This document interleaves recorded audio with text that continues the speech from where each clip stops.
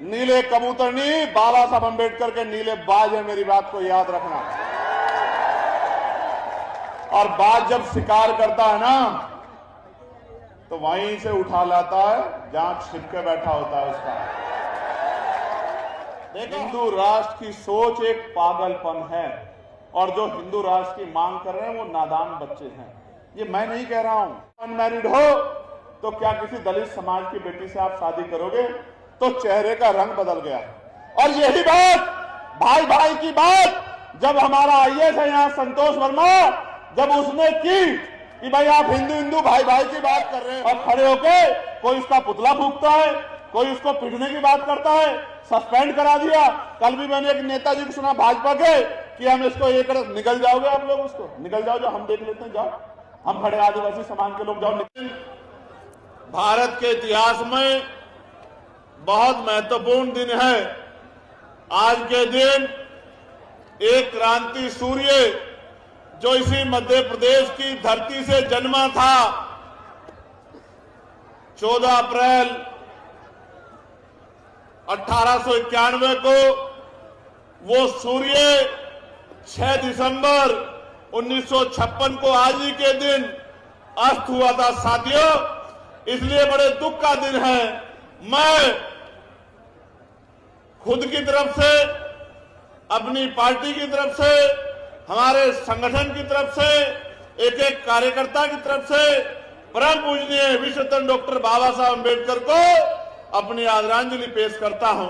और आदरांजलि पेश करने का मतलब ये नहीं है कि सिर्फ भाषण करके या नारा लगा के बात खत्म हो जाए। आज इस मध्य प्रदेश की धरती पर जब मैं सुबह पार्लियामेंट गया था बाबा साहब अम्बेडकर को नमन करने के लिए, तो ये संकल्प लेके वहां से चला था कि आने वाले कुछ सालों के बाद देश की संसद में एक अम्बेडकरवादी प्राइम मिनिस्टर बनकर जाएगा। ये संकल्प करके आज दिल्ली की पार्लियामेंट से निकला। प्यारे साथियों, बाबा साहब को मानने का मतलब है बाबा साहब को जानना। जब तक आप बाबा साहब को जानोगे नहीं, तब तक आप बाबा साहब को मान नहीं सकते। और उनको सच्ची आदरांजलि ये होगी कि आप बाबा साहब अम्बेडकर के विचारों को पढ़ें और उन विचारों पर चलने का काम करें। मैं जब जब मध्य प्रदेश आता हूं, मुझे मध्य प्रदेश से झोली भर भर के प्यार मिलता है, इसमें कोई दो राय नहीं है। देश में बड़े बड़े आंदोलन हुए, बड़े बड़े सम्मेलन हुए, लेकिन भोपाल जैसा सम्मेलन मध्य प्रदेश के अलावा कोई नहीं कर पाया। लेकिन सिर्फ भोपाल के सम्मेलन से बात आगे नहीं बढ़ेगी। मैं आज के कार्यक्रम की शुरुआत उस शपथ से करूंगा जो शपथ अभी पश्चिम उत्तर प्रदेश के 3 मंडल की सभा करके हम लोगों ने लिया था। महत्वपूर्ण दिन है। मैं आपसे आग्रह करूंगा जो जिस स्थान पे है वो वहीं से हाथ को ऐसे आगे करे, और मेरे साथ जो मंच पर उपस्थित है हमारे नेतागण, उनसे भी आग्रह करूंगा कि वो भी अपना हाथ सामने करके मेरे साथ संविधान की शपथ ले। हम भारत के लोग भारत को एक संपूर्ण, प्रभुत्व संपन्न, समाजवादी, पंथ निरपेक्ष, लोकतंत्र में गणराज्य बनाने के लिए तथा उसके समस्त नागरिकों को सामाजिक, आर्थिक और राजनीतिक न्याय, विचार, अभिव्यक्ति, विश्वास, धर्म और उपासना की स्वतंत्रता, प्रतिष्ठा और अवसर की समता प्राप्त कराने के लिए तथा उन सब में व्यक्ति की गरिमा और राष्ट्र की एकता और अखंडता सुनिश्चित करने वाली बंधुता बढ़ाने के लिए हम सभी संविधानवादी आज 6 दिसंबर 2025 को बाबा साहब अम्बेडकर के परिनिर्वाण दिवस पर इस अवसर पर इस ऐतिहासिक संवैधानिक अधिकार बचाओ जनसभा में, श्रद्धांजलि सभा में परम पूजनीय बाबा साहब अम्बेडकर द्वारा लिखित हमारे पवित्र संविधान के प्रति अटूट निष्ठा प्रकट करते हुए ये शपथ लेते हैं कि हम संविधान के मूल स्वरूप, लोकतांत्रिक आदर्श, वैज्ञानिक चेतना और समता मूलक व्यवस्था को सुरक्षित, संरक्षित, सशक्त बनाए रखने के लिए दृढ़ संकल्पित हैं। जय भीम, जय भारत, जय संविधान, जय मंडल, जय जोहार। आज भी कोशिश करूंगा कि जो बात कहने आया हो वो बात आपको सुनाकर जाऊं, और सिर्फ सुनाकर नहीं जाऊं, आपसे आशा उम्मीद करता हूं कि आज से आप उस बात पे पहरा देके उस बात को मजबूत करने का काम करोगे। करोगे नहीं करोगे जरा बताओ। प्यारे साथियों, मैं उन तमाम संतों, गुरुओं, महापुरुषों को याद करता हूं जिनकी तस्वीरें यहां लगी हैं, और इसलिए याद करता हूं कि उन तमाम महापुरुषों ने अपने जीवन का क्षण क्षण हम कमजोर वर्गों के लोगों को मुख्य धारा में लाके स्वाभिमान सम्मान का जीवन देने के लिए लगा दिया। सम्मानित बंधुओं, बहुजन समाज के पहरेदारों, महसूस करके देखो जिस महापुरुष का परिनिर्वाण आज मना रहे हैं, क्या बीती होगी उन पर जब उन्होंने अपने 4-4 बच्चों को इसलिए कुर्बान कर दिया कि कल आने वाला हमारा जीवन सम्मान का जीवन हो, अधिकार का जीवन हो। याद करके देखो, याद करके देखो, महसूस करके देखो। अगर एक छोटा सा कट लग जाता है, थोड़ा सा खून निकल जाता है, हाथ जल जाता है, उंगली जल जाती है, कोई एक शब्द कह देता है, तो हम पे क्या बीतती है जब हमारे ऊपर दर्द आता है। महसूस करके देखो जिनके बच्चे बलिदान हो गए और उनसे उनकी पत्नी ने कहा कि बाबा साहब आप तो कहते थे कि राज रतन राज करेगा, राज रतन तो इस दुनिया में भी नहीं रहा। तो बाबा साहब अंबेडकर ने क्या कहा कि एक राज रतन की परवाह करूंगा तो कौन राज रतन इसी तरह से मर जाएंगे, मुझे एक राज रतन की नहीं अपने करोड़ों बच्चों की चिंता है। ऐसे बाबा साहब अंबेडकर का परिनिर्वाण दिवस जो मध्य प्रदेश में पैदा हुए, महाराष्ट्र में काम किया, देश के कोने कोनों में गए, विदेशों में जाके, गोलमेज कॉन्फ्रेंस में जाके आपके मेरे अधिकार के लिए लड़े। और मैं आपको बताना चाहता हूं, मध्य प्रदेश ही क्यों, देश में कहीं भी एक बड़ी आदरांजलि सभा हो सकती है, मध्य प्रदेश ही क्यों? क्योंकि लगातार मध्य प्रदेश से भाई दामोदर जी, भाई रविंद्र भाटी जी, भाई विनोद जी, लगातार मध्य प्रदेश से एक षड्यंत्र चल रहा है, और वो षड्यंत्र आज उसको बेनकाब करने के लिए आपके बीच में हूं। ये वही इंदरगढ़ है जहां कुछ दिन पहले हमारे भाइयों पे हमला करने की जरूरत की गई थी। ये वो इंदरगढ़ है, मैं इस बात को जानता हूं। और हमला करने वाले भी हमारी ताकत को जानते हैं, वो बेवकूफ नहीं है, हमारी ताकत को जानते हैं। मुट्ठी भर लोग हैं, मैं उनको जानता हूं। अगर एक जोर से आवाज लगा दी तो भग्गी मच जाएगी, मैं इस बात को भी जानता हूं, मैं अपनी क्षमता को जानता हूं।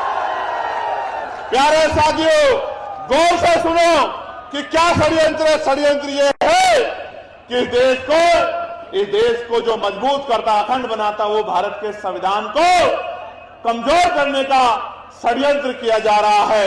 उस संविधान को कुचलने का षड्यंत्र किया जा रहा है। और देश जानता है, विरोधी जानता है, दुश्मन जानता है, जब तक बाबा साहब को मानने वाले हैं, जब तक फूले को मानने वाले हैं, जब तक साहू को मानने वाले हैं, जब तक इन बहुजन महापुरुषों को मानने वाले लोग हैं, तब तक वो लोग इस काम को नहीं कर सकते। इसलिए जानबूझ के वो अंदर अंदर एक आंदोलन चला रहे हैं कि बाबा साहब अंबेडकर अगर संविधान निर्माता नहीं रहेंगे, इस बात को लोगों के अंदर बात चली जाए तो हम महसूस करना कितनी गहरी बात बता रहा हूं। मरते रोज लोग हैं, सड़क पे एक्सीडेंट होते हैं, लोग जलकर मरते हैं, पीड़ा में मरते हैं, तमाम तरह के अन्य अत्याचार में मरते हैं, लेकिन हम उस दुख को कितने समय तक गले से लगाते हैं, हम उस दुख को कितने देर तक याद रखते हैं, हमें उसकी पीड़ा कितनी देर होती है, इस बात को समझना पड़ेगा मेरे साथियों। वो जानते हैं अगर इनके मन से बात निकल जाए कि बाबा साहब अंबेडकर संविधान निर्माता नहीं है, तो अगर कल हम संविधान को बदलने की कोशिश करेंगे तो ये लोग चुप हो जाएंगे, क्योंकि ज्यादा देर ये दुख नहीं रख पाएंगे मन में। और जब तक ये बात इस देश के इतिहास पर लिखी है, इस देश की छाती पर लिखी है कि बाबा साहब अंबेडकर संविधान निर्माता है, किसी की मां ने दूध नहीं पिलाया कि वो संविधान की तरफ आंख उठाते थे। मेरी बात को आप याद रखें। इसलिए जानबूझ के षड्यंत्र करके आपके मन में जो संवेदना है, जो भावना है, बाबा साहब अम्बेडकर इस देश के प्रति उनको अपमानित किया गया।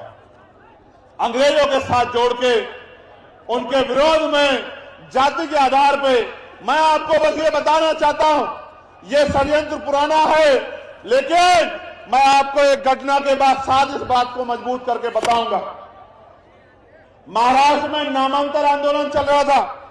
माननीय अध्यक्ष जी, मेरी बात पर गौर करना। महाराष्ट्र में नामांतर आंदोलन चल रहा था।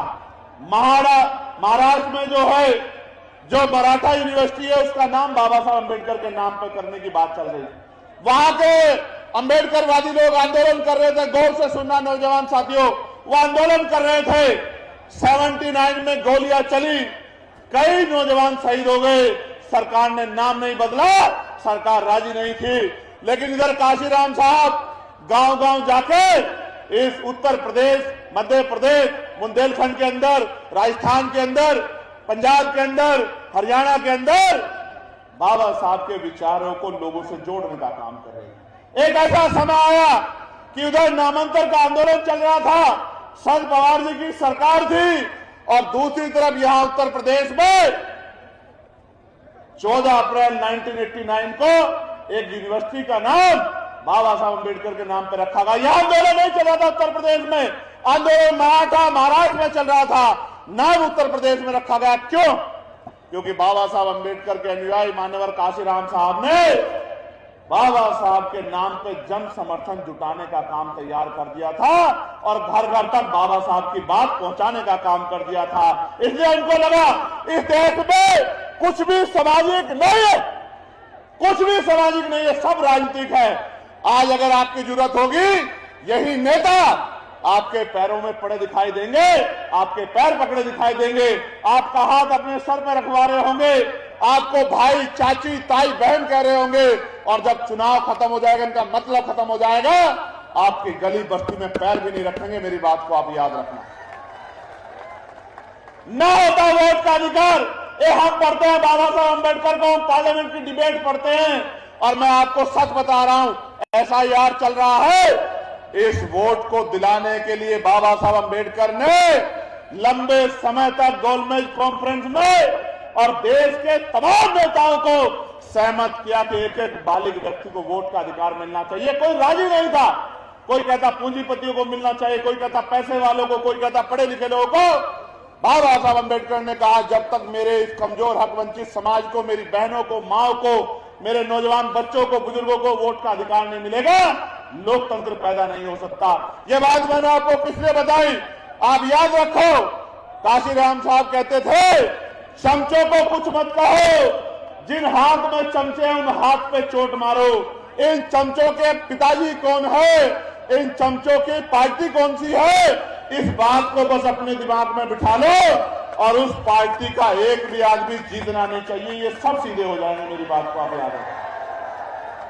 ये जो रोज आपके खिलाफ मुहिम चलाते हैं ना, जो नेता आपके खिलाफ बोल रहा है, कुछ मत करो, लोकतंत्र है, बोलने की आजादी है, व्यक्ति की आजादी है, बस उसकी आईडी निकालो, उसका पता निकालो, और ये देखो कि वो और उसका परिवार कौन सी पार्टी से जुड़ा हुआ है।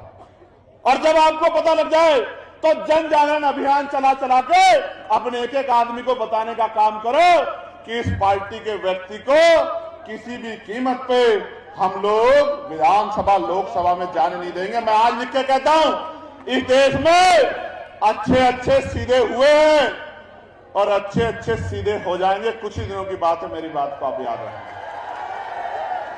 MP की हवा बदल रही है, नौजवानों में गुस्सा है, बहुजन चेतना जाग रही है, और मैं लिख के देता हूं, याद करो, जब मध्य प्रदेश से जाके बाबा साहब अम्बेडकर महाराष्ट्र में आंदोलन को खड़ा कर सकते हैं, जब मान्यवर काशीराम साहब पंजाब से जाके उत्तर प्रदेश में आंदोलन को खड़ा कर सकते हैं, बस आपके अंदर हौसले की कमी है। 90% आबादी SC ST OBC की है मध्य प्रदेश में, SC ST OBC की। आप में हौसले की कमी है। ये कांग्रेस के लोग किसकी वोट से एमएलए बनते हैं, ये बीजेपी के लोग किसकी वोट से एमएलए बनते हैं? वोट तो 90% आपका है और राज किसी और का है। मैं तो जानता हूं कि मध्य प्रदेश में क्या हो रहा है। मान्यवर काशीराम साहब को मध्य प्रदेश से बहुत उम्मीदें थी और इस बेल्ट से और ज्यादा उम्मीदें थी। वो कहते थे इस बेल्ट का मेरा बहुजन समाज का व्यक्ति स्वाभिमानी है, वो भूखा रह लेगा लेकिन स्वाभिमान से समझौता नहीं करेगा। इसका उदाहरण 2 अप्रैल 2018 को हमने देखा था।